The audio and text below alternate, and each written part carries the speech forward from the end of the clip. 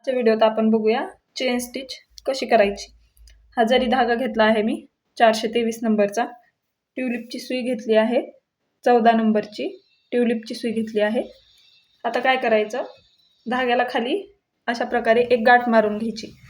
ती गाठ या बोटावर ठेवून असं वळवून अशा पद्धतीने टर्न करायची एकदा।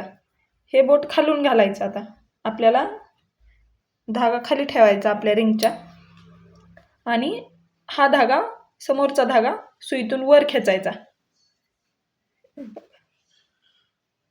सुई खाली घालायची, जो धागा आपण बोटावर घेतलाय त्यातला समोरचा धागा सुईतून वर खेचायचा अशा पद्धतीने आणि नंतर याला एक लॉक करायचं। पहिल्यांदा समोर एक टाका टाकायचा आणि तोच मागच्या साईडला वळवायचा अशा पद्धतीने आणि इथून आपण वर्कला सुरुवात करू। आता काय करायचं, हा वर टाकलेला टाका आहे, सुई एकदा अशी सुई पकडायची, सुईचं टोक समोर पकडायचं आणि धाग्यात अडकवून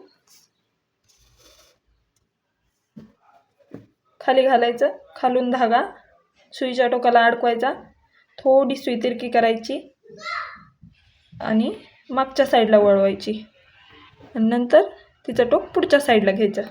नंतर तीच प्रोसेस रिपीट करायची। सुईचं टोक समोर घेऊन खाली घालायची, खालून धागा अडकवायचा, वर काढताना थोडी वळवायची, मागच्या साईडला वळवायची आणि नंतर पुढच्या साईडला वळवायची। हे अशा पद्धतीने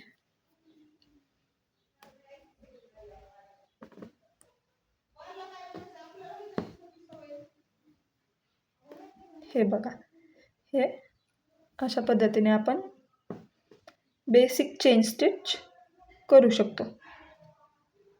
हे असं ही झाली आपली बेसिक चेन स्टिच। या पुढच्या व्हिडिओमध्ये आपण बघूया हे शेवटचं जे लॉक असतं ते कसं करायचं। अशाच नवनवीन व्हिडिओसाठी माझ्या चॅनलला फॉलो करा आणि हा व्हिडिओ सेव्ह करा।